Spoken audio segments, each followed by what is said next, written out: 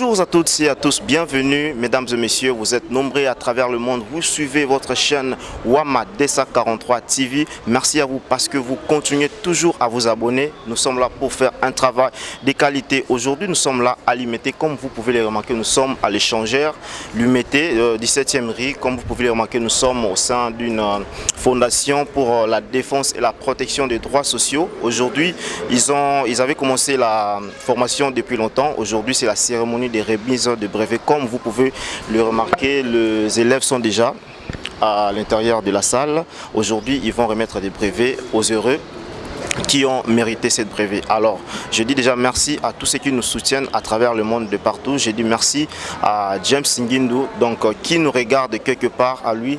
Merci à MQuest déjà, merci pour les images, la qualité toujours. Et on se retrouve tout juste après. Je vous laisse suivre la cérémonie, comment est-ce que ça va se dérouler. Bonjour. Oui, nous sommes là pour la cérémonie de la remise de brevets après une session de formation que nous avions suivie, tous avec vous, avec les différents intervenants, l'inspecteur général du travail, les assistants, le juge du travail. Alors aujourd'hui, nous mettons terme à cette formation et nous allons procéder à la remise de brevets.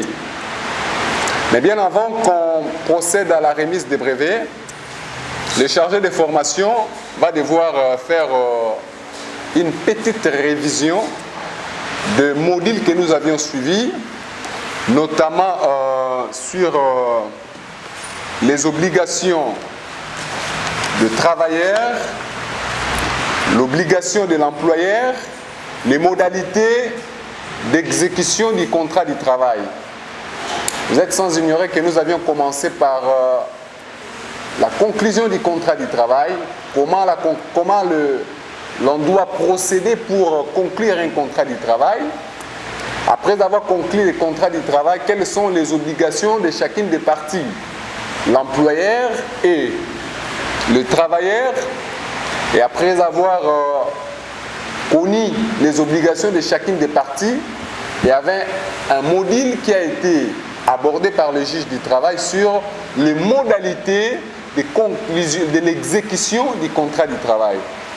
Voilà, sans plus tarder, je vais devoir octroyer la parole à Maître le lobby, le chargé de formation, pour nous faire une petite révision avant que nous procédions à la remise de brevets.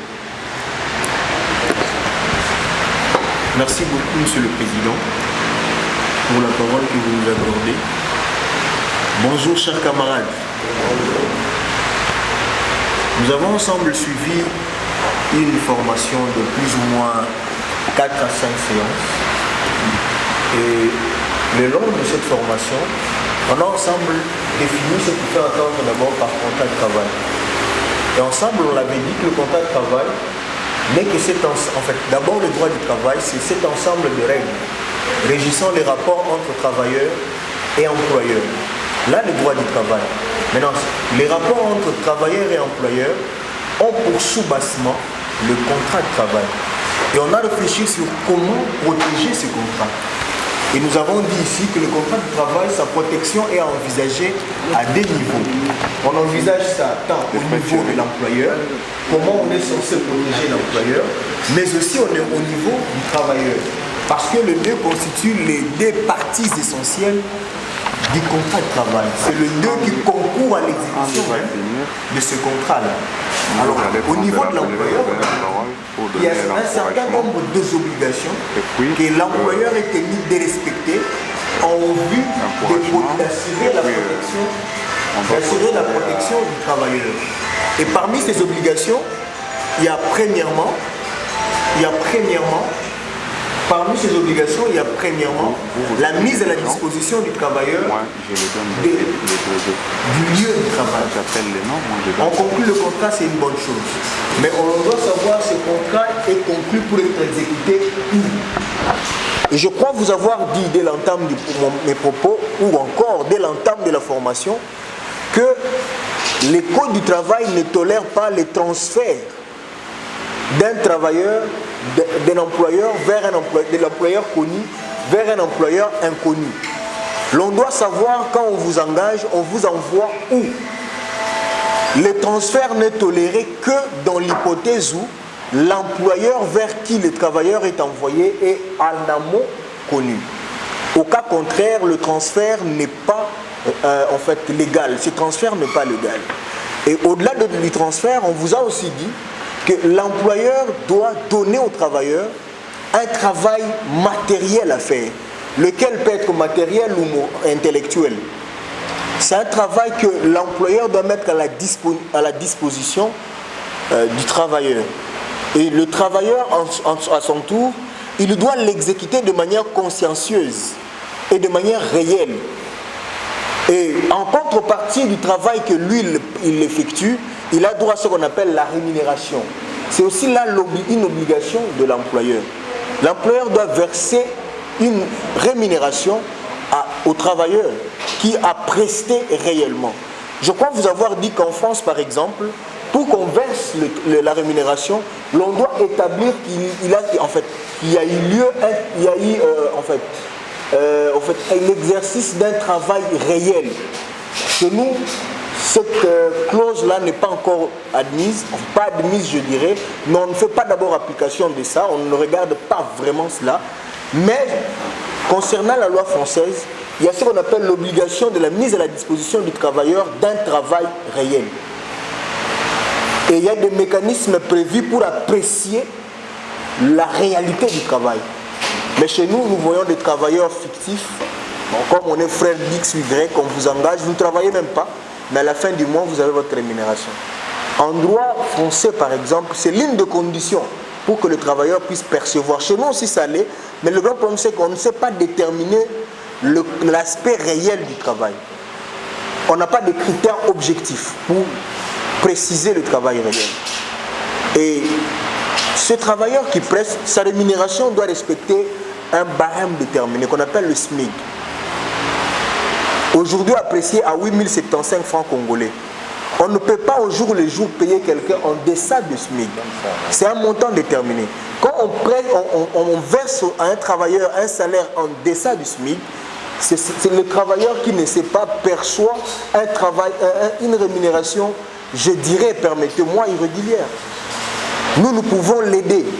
Raison pour laquelle on a formé les gens ici, d'abord sur l'obligation de l'employeur.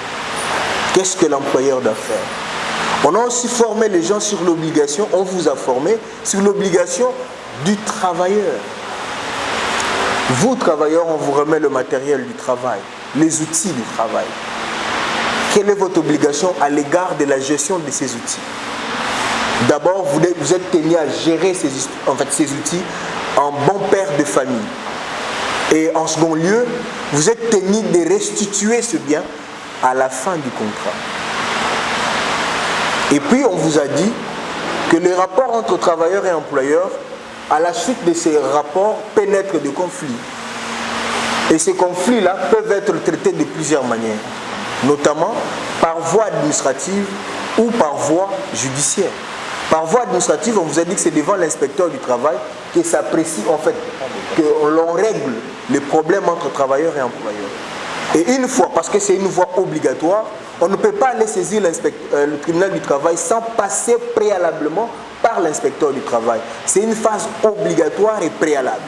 On commence par là et par la suite on saisit le tribunal du travail en cas de non-conciliation. On vous a dit que le travailleur qui preste, il faut qu'il y ait le respect des heures. On ne peut pas aller au-delà des heures réglementaires. On ne peut pas aller au-delà des heures réglementées par la loi. Quand on part au-delà des heures réglementées par la loi, il y a ce qu'on appelle la rémunération, des heures supplémentaires. Pour les heures supplémentaires, la loi dit pour les 30 premières heures qui viennent, il faut au moins payer 30% de la rémunération. Et au-delà, il y a des réglementations appropriées. Il faut payer les heures supplémentaires. Maintenant, ceux qui ne le savent pas, ils se laissent être bernés, ils travaillent au-delà des heures prévues et ils ne réclament pas, voilà, l'employeur marche sur leurs droits. Vous voyez? Alors, on a appris toutes ces choses. Ensemble, on a suivi la formation. Ensemble, on a maîtrisé quelques b.a.-ba du droit du travail. Ensemble, on sait que le travailleur a ses droits, il a aussi ses obligations. Et maintenant, là, nous savons aussi que l'employeur a aussi ses droits et ses obligations qu'il doit, en fait, respecter à la ligne. Raison pour laquelle aujourd'hui, nous tenons d'abord à féliciter le président, de l'ASBEL, qui aujourd'hui nous a fourni ces cadres de formation. Et nous pensons que c'est la première et non la dernière. Et nous comptons sur votre franche collaboration pour les formations qui viendront, car nous tenons à former et alors à former pour permettre à ce que chaque Congolais puisse savoir quels sont ses droits sociaux. Et chaque employeur savoir aussi quelles sont les limites à ses droits et les limites de ses obligations. Monsieur le Président, voici l'essentiel de ce que je peux dire en ce moment. Merci beaucoup, messieurs les chargés de formation, Maître Béni Lolobi. Il a été vraiment si bref que possible. Alors, il y a des gens qui continuent de venir entrer. Il a été si bref. La formation, comme nous l'avions dit, était portée sur les facteurs d'amélioration des climats des affaires dans une entreprise. Pour qu'il y ait un bon déroulement du contrat du travail, chacune des parties doit savoir ses obligations. L'employeur, le travailleur doit connaître là où ses droits commencent et là où quels sont ses droits et quelles sont ses obligations. Alors, nous sommes vraiment assurés que vous aviez suivi avec assiduité et succès cette formation et après avoir connu vos droits et vos obligations, vous devez savoir comment s'exécute le contrat du travail. Le juge Gabi du tribunal de travail de Matete l'a dit que comment la loi protège le mineur à l'exécution du contrat du travail, comment la loi protège la femme enceinte à l'exécution du contrat du travail, comment la loi protège les vieillards, et comment la loi protège toutes ces protections-là, nous l'avions eu au cours de cette formation. Alors,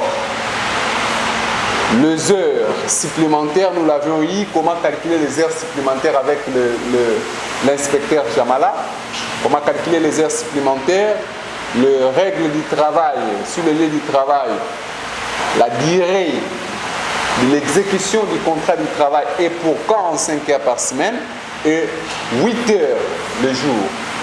Nous l'avions suivi avec succès. Les obligations de l'employeur, payer la rémunération, respecter les contrats conclus. Donc nous avions suivi toute cette formation ensemble avec vous. Alors, avant que nous passions à la remise des brevets, nous voulons lancer d'abord le débat. S'il y a des questions au cours de la formation, s'il y a eu des zones d'ombre que vous n'aviez pas eu l'occasion de poser la question, on peut toujours en débattre pendant 5 minutes, juste 5 minutes. Et puis, s'il n'y en a pas, nous peut-être on peut lancer quelques questions. Et après cela, on peut procéder à notre cérémonie de la remise des brevets. Est-ce qu'il y a des questions?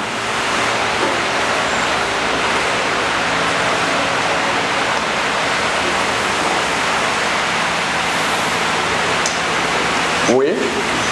Merci beaucoup, Monsieur le Président. Je voulais aussi maintenant poser la question au formateur. Ah oui. Si possible, de dire de manière assez claire de quoi est composée la sécurité sociale. La sécurité sociale. Pardon? Oui.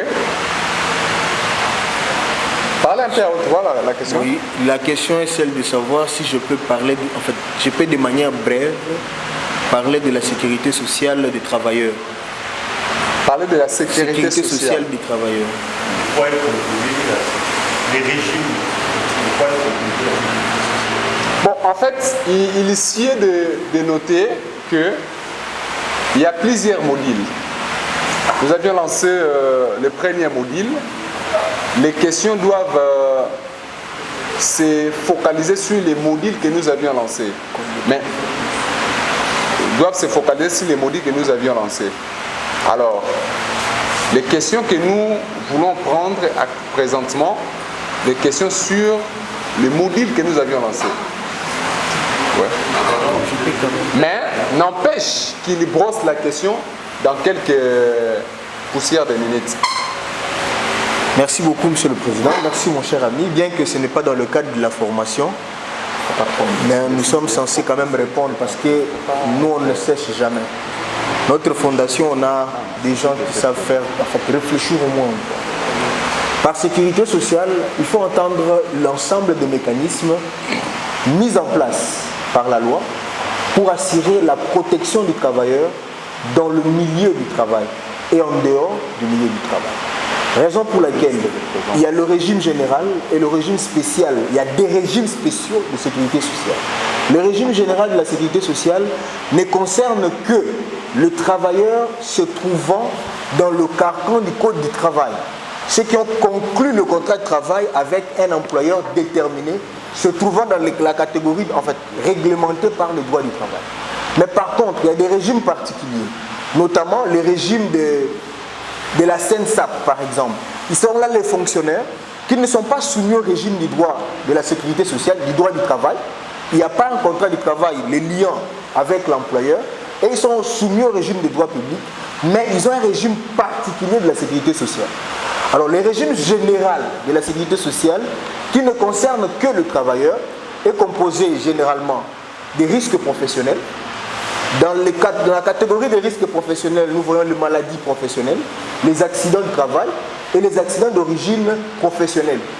Accident de travail, c'est un accident survenu le long de l'exécution du contrat de travail. Okay? Maladie professionnelle, maladie connue dans le lieu du travail est répertoriée sur la liste des maladies professionnelles. Par contre, maladie d'origine professionnelle, c'est une maladie qui peut ou ne pas être contractée dans le lieu du travail, mais qui n'est pas reprise sur la liste de maladies professionnelles. Il y a la branche de prestations aux familles. Okay? Dans la branche de prestations aux familles, nous avons par exemple les allocations familiales. Les allocations familiales sont versées au profit des enfants de travailleurs. Au profit des enfants de travailleurs, mais le point générateur, c'est le contrat de travail que leur papa a avec son employeur. Il y a les allocations de maternité. Okay? Les allocations de maternité sont des prestations que la CNSS fournit à la femme du travailleur, qui n'est pas à confondre avec l'indemnité de maternité. L'indemnité de maternité, on la verse dans l'hypothèse où la femme elle-même est travailleur. Okay? La femme travaille elle-même. En tant que travailleur, une fois enceinte, la loi dit qu'elle aura droit à 2 tiers de sa rémunération journalière moyenne, 2 tiers de sa rémunération, en fait, suivant la période de son incapacité. Ok? Et la période de son incapacité, la loi donne même les timings qui doivent être observés. Alors pendant tout ce temps, elle a droit à 2 tiers de sa rémunération. Ok? Ça, on appelle ça indemnité de maternité. Indemnité de maternité, qui n'est pas à confondre avec l'allocation de maternité. L'allocation de maternité est versée à la femme du travailleur. Elle ne travaille pas, mais c'est son mari qui travaille. Mais l'indemnité de maternité est versée à la femme qui travaille elle-même. Raison pour laquelle la femme qui travaille peut bénéficier tant de l'indemnité de maternité que de l'allocation de maternité. Ok? Et au finish, il y a la branche des pensions. Les 4 prestations constituent le régime général de la sécurité sociale. Il y a la branche des pensions. Dans la branche des pensions, nous avons la pension des retraites. Ici, en droit congolais, on vous dit actuellement, à la différence de l'ancienne loi qui a été revue, la loi de 69, qui aujourd'hui n'existe plus, parce qu'on a une loi de 2016, je crois, sur le régime général de la sécurité sociale. Pour cette loi aujourd'hui, pour aller à la retraite, il faut avoir au moins 60 ans. À 60 ans, le droit à la retraite s'ouvre. Ok? Le droit d'aller à la retraite s'ouvre. Mais vous n'allez pas à la retraite, c'est à vous de lever l'option. Vous pouvez lever l'option d'aller à la retraite comme n'est pas allé à la retraite.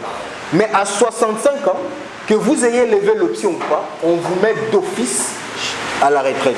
À 55 ans, vous pouvez aussi solliciter une retraite anticipée, mais moyennant 5% des rabattements sur votre enveloppe de la pension des retraites. Nous aurons toute une formation sur la sécurité sociale au moment opportun et nous allons revenir sur cela.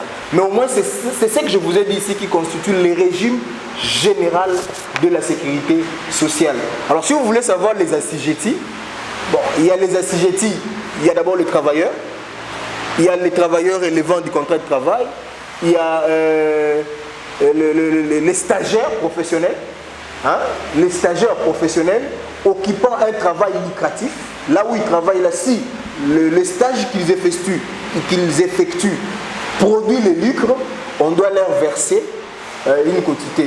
Ou soit ils sont exposés à des travaux un peu qui exigent de la sécurité. Il y a les prisonniers qui sont obligés d'effectuer des travaux périlleux. Ceux-là doivent aussi être pris en charge. Bon, on va en développer plus tard si vous le voulez. Mais sinon, ce n'était pas dans le cadre du cours, en fait, le cadre de la formation, je voulais dire. Et nous reviendrons au moment ici. Je vous en prie. Oui. Merci beaucoup. Là où je n'avais pas compris, c'est ce qu'on a parlé sur la vague que encore les parents peuvent donner pour qu'un enfant de 16 à 18 ans puisse remplir le contrat de travail. Mais ma question est de savoir, pour les enfants, par exemple à l'est de notre pays, de la République démocratique du Congo, où les parents, les enfants ont perdu leurs parents ainsi que les tutelles. Comment est-ce que ces enfants-là sont engagés, hein, par exemple dans les sites que nous voyons, qui se passent souvent le site de Calais. Merci pour la question. Déjà, je vais vous dire que vous n'avez pas bien compris un peu, mais on va expliquer cela. Ce n'est pas le parent qui donne l'autorisation. Le Code du travail, c'est une loi spéciale qui réglemente un secteur spécial et qui déroge au général, au principe général posé par la Constitution, déterminant la capacité aujourd'hui à 18 ans. Oui, je vais être bref en tout cas. Le Code du travail précise la capacité en matière du travail à 16 ans. Ok? C'est à 16 ans qu'on peut engager quelqu'un. Maintenant, pour les enfants âgés de moins de 16 ans, notamment 15 ans, la loi dit qu'ils peuvent toujours être engagés.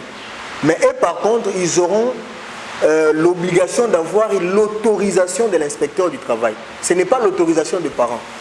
C'est l'autorisation de l'inspecteur du travail. C'est l'inspecteur du travail qui doit les autoriser pour aller travailler. Et l'inspecteur ne peut autoriser que lorsque le travail qu'ils effectuent, ce ne sont pas des travaux des travaux périlleux, des travaux difficiles, des travaux qui peuvent leur mettre en danger. Ça doit être des travaux un peu faciles, leur permettant de se procurer de quoi à subvenir à leurs besoins. Je crois que c'est un peu ça. Ok, merci beaucoup. Nous sommes à la fin de notre séance récapitulative de cet avant-midi. On a voulu juste mettre un peu à jour nos participants, motifs qui ne devraient pas quand même aller comme ça. Il y a des choses qu'on peut oublier, qu'on peut retenir d'un moment à un autre. Merci beaucoup. J'espère qu'il y a eu des questions. On a essayé de répondre. J'ai sali en passant aussi Maître Grady, ça fait longtemps. Sans plus tarder, parce que la cérémonie prévit la remise des brevets après une formation que nous avions suivie. Nous allons procéder à la remise des brevets. Et nous allons vous appeler, vous passez devant et remettre à chacun. On dit l'espace, on peut... Non, on reste ici juste l'espace.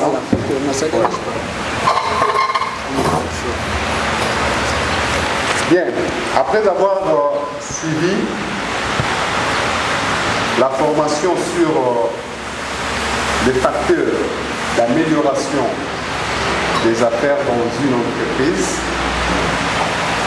les facteurs d'amélioration du climat des affaires dans une entreprise, nous voici arrivés au terme de cette formation et nous allons décerner le brevet de participation à ceux qui ont suivi la dite formation.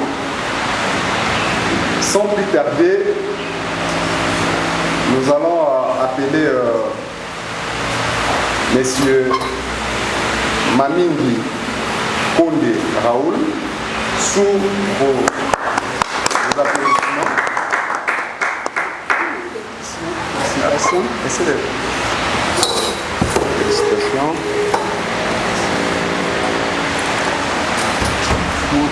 La photo.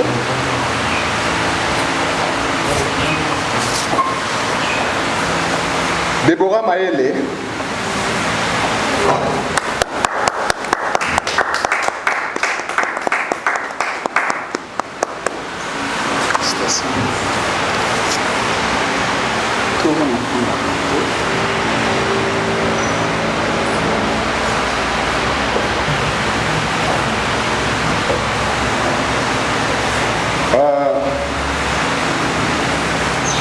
Owanjo Ndinga Christian.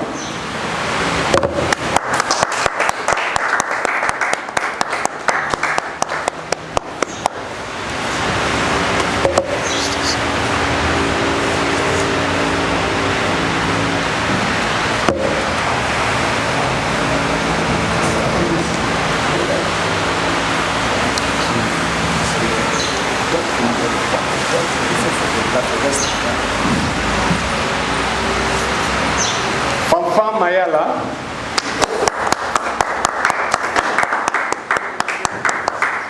Félicitations.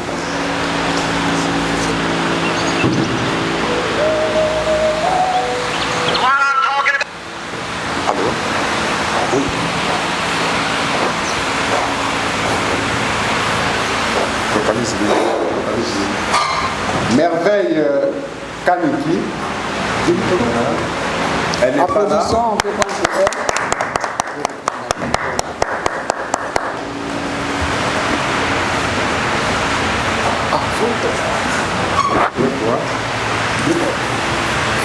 Kibidi Ngomba Thierry.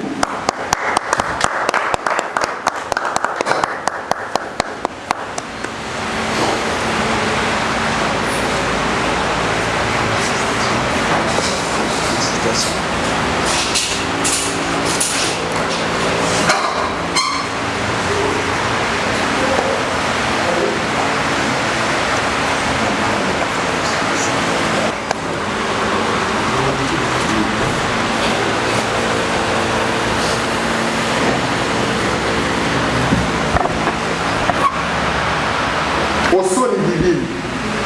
Madame Osoni Divine.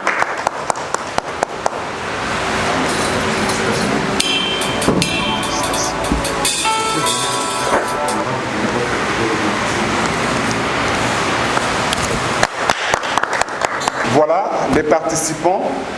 Maintenant, vu que le bureau de la structure a aussi suivi la formation.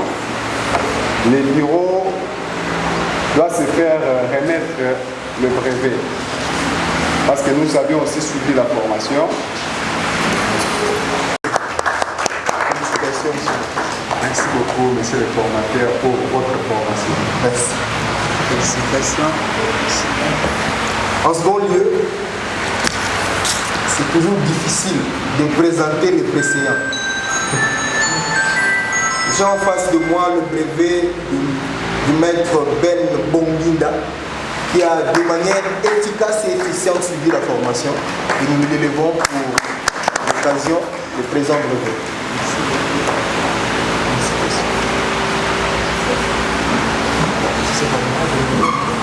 Alors, il est aussi difficile de parler de soi. C'est son tour.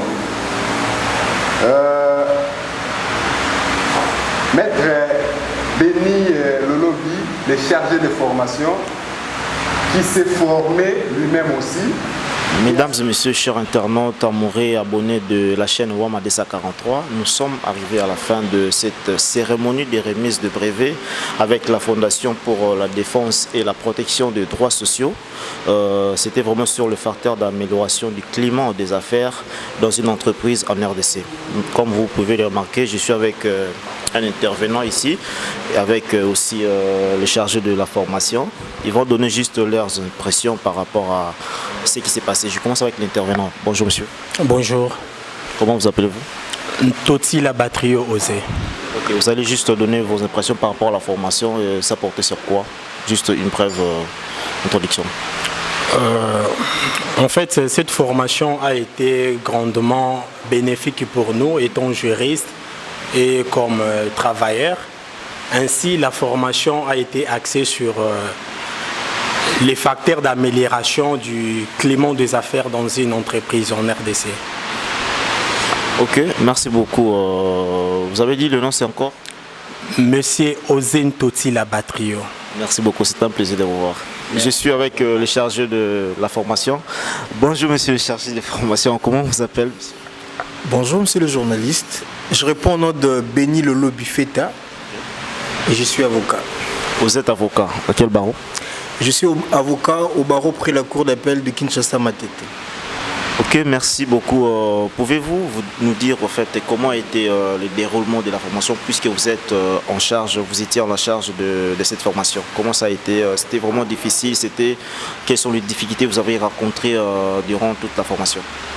Merci beaucoup pour la question. Déjà, dès l'entame de mon propos, je dois préciser ce qui suit.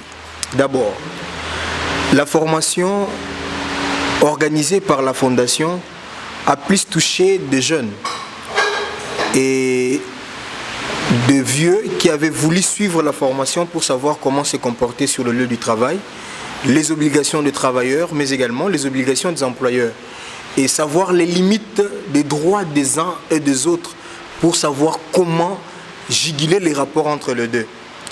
Et je dois vous dire, monsieur le journaliste, que ça a été une très belle opportunité pour ceux qui étaient là. Et ils en sont sortis avec quelque chose. Parce que la formation n'a pas été animée que par nous.